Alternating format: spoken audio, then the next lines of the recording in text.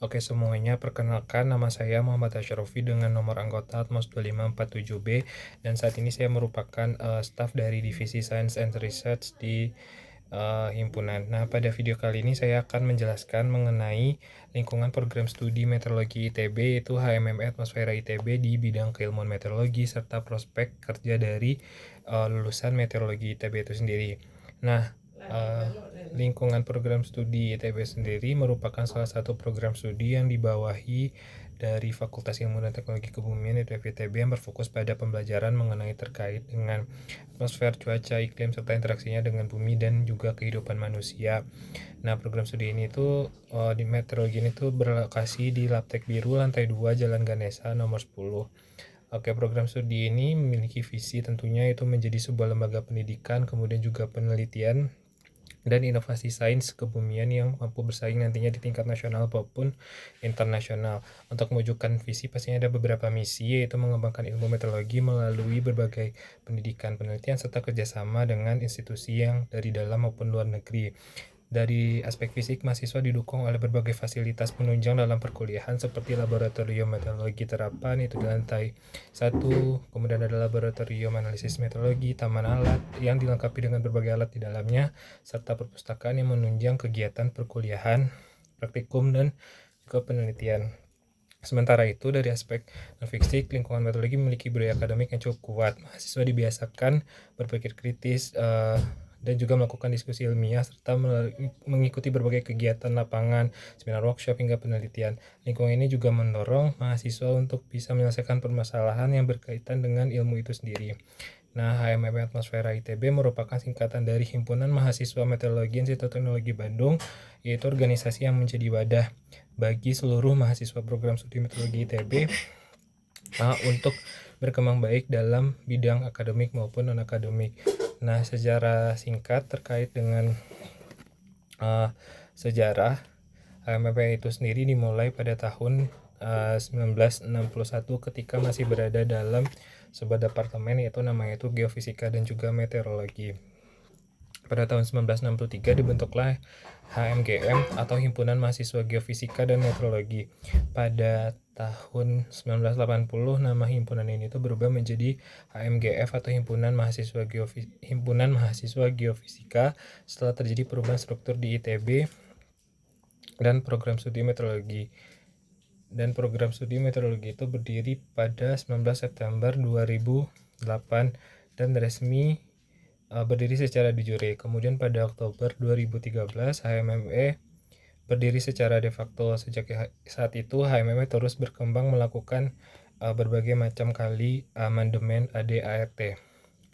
Untuk lambang dari himpunan, lambang HMME memiliki beberapa makna.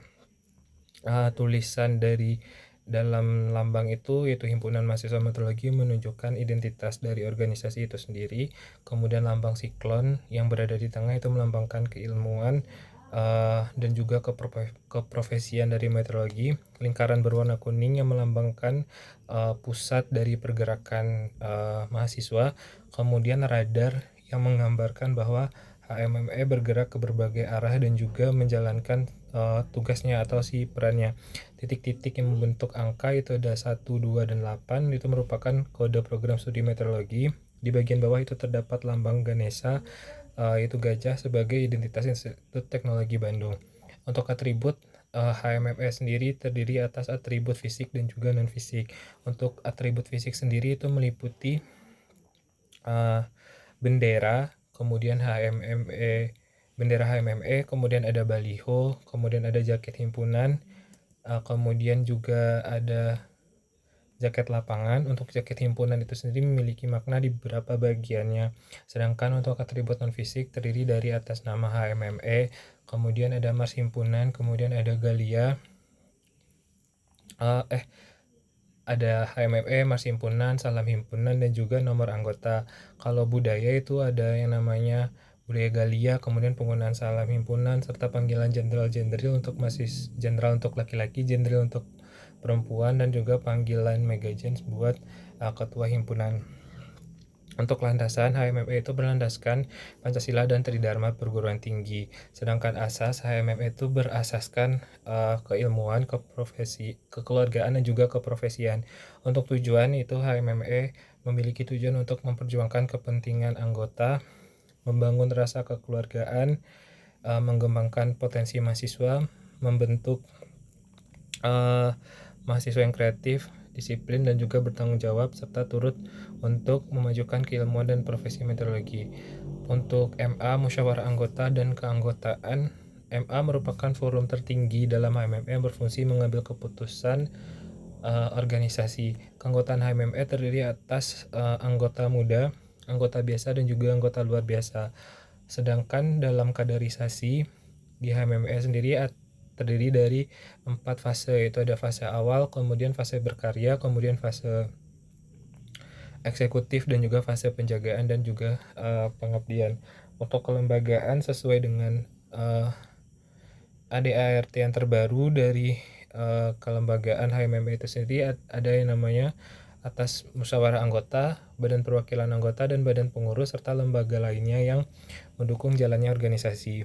Untuk bidang keilmuan meteorologi yang tadinya mempelajari atmosfer beserta berbagai fenomena yang terjadi di dalamnya seperti cuaca, iklim, serta interaksi atmosfer dengan permukaan bumi. Untuk ruang lingkup meteorologi meliputi itu pengamatan atmosfer, perakiraan cuaca, klimatologi, meteorologi, sinoptik, kemudian ada dinamik, hidro, kemudian ada berbagai teknologi di dalamnya seperti ada radar cuaca, satelit, ataupun perhitungan model numerik dan juga komputasi lainnya.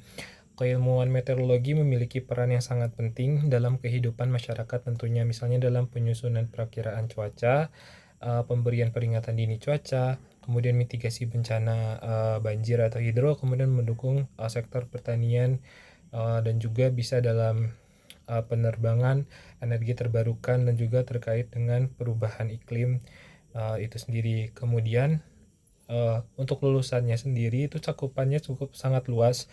Salah satunya adalah bisa menjadi perakiraan cuaca di institusi BMKG, kemudian juga bisa bekerja di bidang energi terbarukan yang bisa kayak menganalisis potensi energi angin ataupun surya di Indonesia, kemudian juga dalam bidang kebencanaan seperti bisa dalam mitigasi hidro, longsor, maupun cuaca ekstrim. Kemudian di bidang penelitian bisa menjadi peneliti atmosfer dan juga perubahan iklim.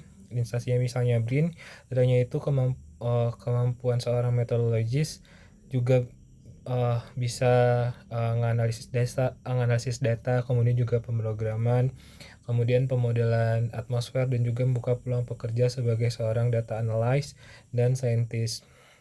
Dengan demikian, lulusan dari program studi meteorologi ini tuh memiliki peran penting untuk mendukung keselamatan di lingkungan eksternal masyarakat serta pembangunan yang berkelanjutan. Oke, demikian penjelasan dari saya yang dapat saya sampaikan tentang cakupan di bidang keilmuan meteorologi dan himpunan. Terima kasih atas perhatiannya. Assalamualaikum warahmatullahi wabarakatuh.